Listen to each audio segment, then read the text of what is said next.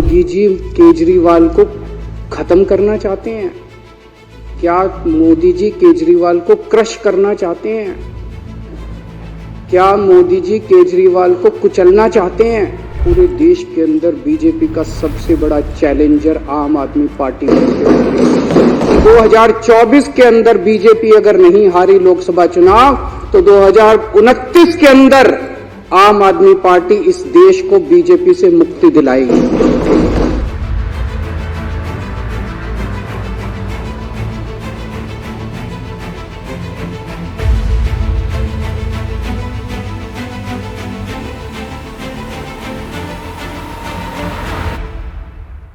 आज जिस तरह से इन्होंने आम आदमी पार्टी पे हमला बोला हुआ है, इतने हमारे नेता गिरफ्तार कर लिए, हमारा सारा काम रोकने की कोशिश कर रहे हैं, धमकियां दे रहे हैं, ये कर रहे हैं, वो कर रहे हैं, सब तरफ से चारों तरफ से हमले ही हमले हमारे ऊपर किए जा रहे हैं।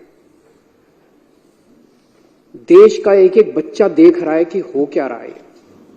सारे लोग देख रहे हैं, इनको लगता है लोग बेवकूफ है, लोग बेवकूफ नहीं है।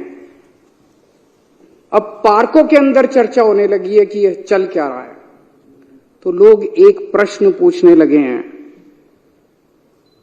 क्या मोदी जी केजरीवाल को खत्म करना चाहते हैं? क्या मोदी जी केजरीवाल को क्रश करना चाहते हैं? क्या मोदी जी केजरीवाल को कुचलना चाहते हैं? ये मैं नहीं पूछ रहा, देश का बच्चा बच्चा पूछने लगा है। जिस तरह का अटैक आम आदमी पार्टी के, इतने सारे हमारे नेता गिरफ्तार कर लिए, कभी भारत क्या दुनिया के इतिहास में हमारा नंबर 2 भी अंदर है, नंबर 3 भी अंदर है, नंबर 4 भी अंदर, अब कह रहे नंबर 1 को भी अंदर डालेंगे। तो इस तरह का आक्रमण कभी नहीं देखा गया। तो ये चर्चा चल रही है, ये क्यों हो रहा है? क्योंकि आज पूरे देश के अंदर बीजेपी का सबसे बड़ा चैलेंजर आम आदमी पार्टी है। आज अगर बीजेपी को खतरा है, भविष्य का खतरा है, तो केवल और केवल आम आदमी पार्टी से खतरा है। इसलिए बीजेपी येन केन प्रकारेण जो मर्जी करके आम आदमी पार्टी को कुचलना चाहती है। और आज पूरी जिम्मेदारी के साथ मैं कहना चाहता हूं, इसमें कोई अहंकार नहीं है, कि 2024 के अंदर बीजेपी अगर नहीं हारी लोकसभा चुनाव तो 2029 के अंदर आम आदमी पार्टी इस देश को बीजेपी से मुक्ति दिलाएगी।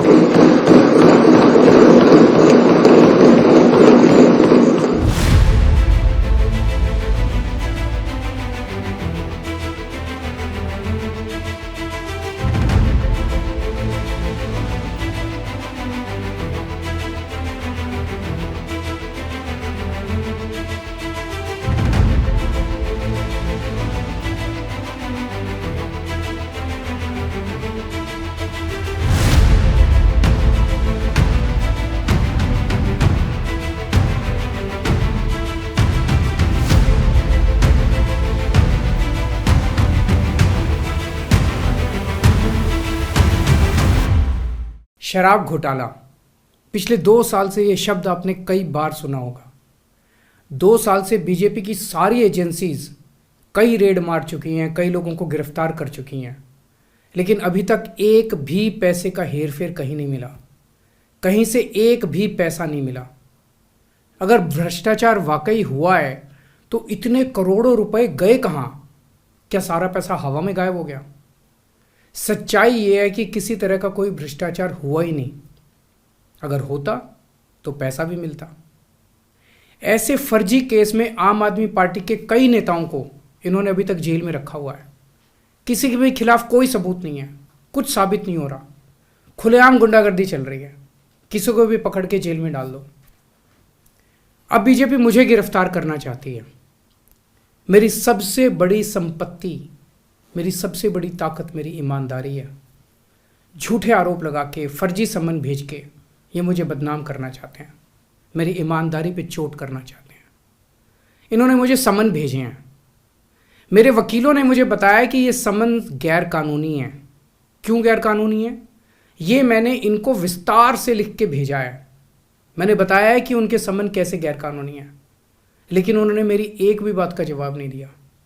इसका मतलब उनके पास मेरी बातों का जवाब नहीं है। इसका मतलब वे भी मानते हैं कि उनका नोटिस गैर कानूनी है।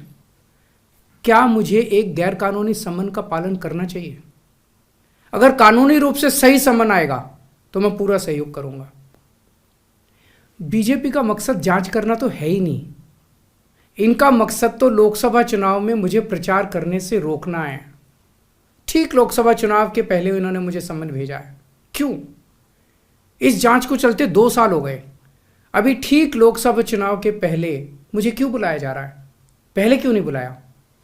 सीबीआई ने मेरे को 8 महीने पहले बुलाया था, मैं सीबीआई में गया था, उनके सारे जवाब भी दिए थे। लेकिन अब ये लोग ठीक लोकसभा चुनाव के 2 महीने पहले मुझे बुला रहे हैं। तो बीजेपी का मकसद कोई पूछताछ करना थोड़ी है। इनका मकसद है पूछताछ के बहाने केजरीवाल को बुला लो और उसे गिरफ्तार कर लो, ताकि मैं लोकसभा चुनाव में प्रचार ना कर पाऊं। आज बीजेपी भ्रष्टाचारियों को नहीं पकड़ रही, बल्कि खुलेआम ईडी और सीबीआई का इस्तेमाल करके दूसरी पार्टियों के नेताओं को तोड़ के बीजेपी में शामिल करवाने का काम किया जा रहा है। 1 नहीं, 2 नहीं, कितने उदाहरण हैं जहां किसी पार्टी के नेता के खिलाफ ईडी सीबीआई के मामले चल रहे थे या उन पे गंभीर आरोप लगे हुए थे। जैसे ही वो नेता बीजेपी में शामिल हुए, उनके सारे पुराने मामले बंद कर दिए गए या ठंडे बस्ते में डाल दिए गए। तो जो इनकी पार्टी ज्वाइन कर लेता है, उसके सारे मामले रफा दफा कर दिए जाते हैं। जो इनकी पार्टी में नहीं जाता, वो जेल जाता है। आज मनीष सिसोदिया, संजय सिंह और विजय नायर इसलिए जेल में नहीं है कि उन्होंने भ्रष्टाचार किया है, वो इसलिए जेल में है क्योंकि उन्होंने बीजेपी में शामिल होने से इनकार कर दिया है। आज हम बीजेपी का मुकाबला क्यों कर पा रहे हैं? क्योंकि हमने कोई भ्रष्टाचार नहीं किया।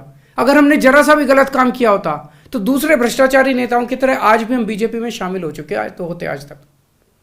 इस तरह देश के ईमानदार नेताओं को जेल में डाल के और भ्रष्टाचारियों को अपनी पार्टी में शामिल करवा के ऐसे तो देश आगे नहीं बढ़ सकता। ये क्या चल रहा है? ये जो कुछ भी चल रहा है बहुत खतरनाक है। ये हमारे जनतंत्र के लिए बहुत गलत है। इसे रोकना होगा। मैं हमेशा देश के लिए लड़ा हूं। मेरा तन मन धन देश के लिए है। मेरी एक एक सांस देश के लिए है। मेरी खून की एक एक बूंद देश के लिए है। मेरे शरीर का एक एक कतरा देश के लिए समर्पित है। हमें मिलकर देश को बचाना है। मैं पूरी जी जान से इनके खिलाफ लड़ रहा हूं। आपका साथ चाहिए।